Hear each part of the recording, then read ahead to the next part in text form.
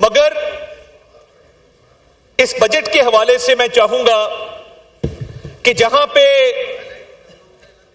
سیاسی بات کرنا اپوزیشن کا حق ہے، وہیں پر اس بجٹ کو لے کر جو مثبت اقدامات کیے گئے ہیں ان کی تعریف ضرور ہونی چاہیے۔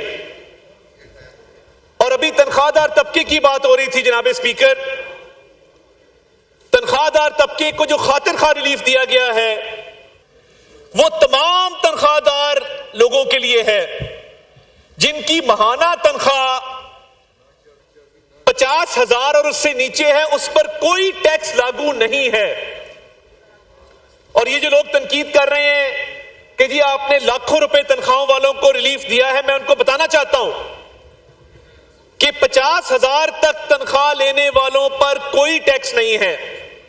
جس کی تنخواہ 50,000 سے 1 لاکھ روپیہ ہے اس پہ 1% ٹیکس ہے، اور 6 لاکھ سے اوپر آپ نے دیکھ ہی لیا کہ جو پروفیشنلز کی تنخواہ دار لوگوں کی ڈیمانڈ تھی اس کو پورا کیا گیا ہے۔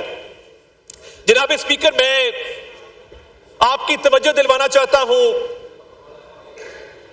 کہ ایسا دور آیا تھا کہ جب سیاسی لیڈر جو ان کی جماعت کے سربراہ ہیں ان کے بیانات آن ریکارڈ موجود ہیں کہ پاکستان ڈیفالٹ ہونے جا رہا ہے، یہ 1 مہینے کی بات ہے، یہ 2 مہینے کی بات ہے، یہ ڈیفالٹ آج ہوا کل ہوا، اور پاکستان میں کوئی انویسٹمنٹ نہ کرے، پاکستان میں اکنامک ایکٹیویٹی ختم ہونے لگی ہے، اور شرطیں لگی ہوئی تھیں۔ یہ شرطیں لگا رہے تھے ملک کے ڈیفالٹ ہونے پر، مگر اس رب ذوالجلال کو کچھ اور منظور تھا۔ ایسے وقت میں جب ملک کی معیشت کو کوئی ہاتھ لگانے کو تیار نہیں تھا، مسلم لیگ نون کے وزیر اعظم شہباز شریف صاحب نے ہمت باندھی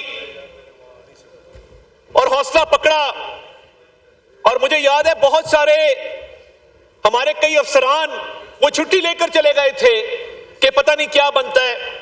ایسے وقت میں نہ صرف حکومت کو سنبھالا، معیشت کو سنبھالا دیا، ریاست کی بقا کے لیے اپنی سیاست قربان کی میاں شہباز شریف نے۔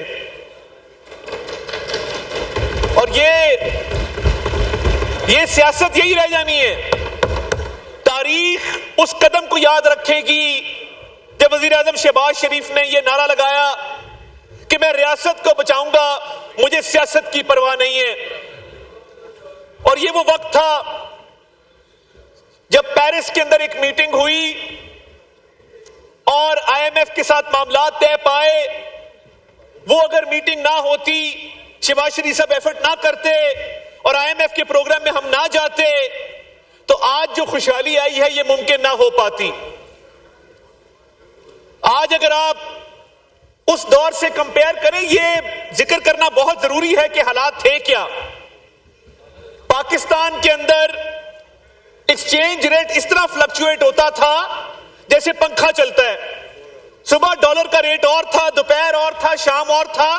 ذرا کاروباری طبقے کو پوچھئے جناب والا کہ وہ ایلسیاں نہیں کھلتی تھی ان کی، ایکسپورٹرز کا مال پورٹ پر پڑا ہوتا تھا، وہ ایکسپورٹ نہیں ہو سکتا تھا۔ ایکسچینج ریٹ کی فلکچویشن تھی، مہنگائی 38% کے اوپر تھی، انٹرسٹ ریٹ 22% کے اوپر تھا، کاروباری طبقہ پس کے رہ گیا تھا۔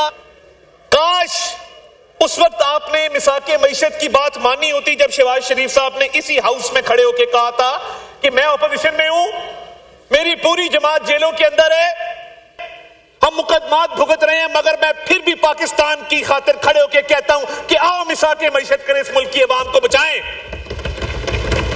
آپ نے اس وقت اس کشتی میں بیٹھنے سے انکار کیا۔ آپ نے کہا نہیں۔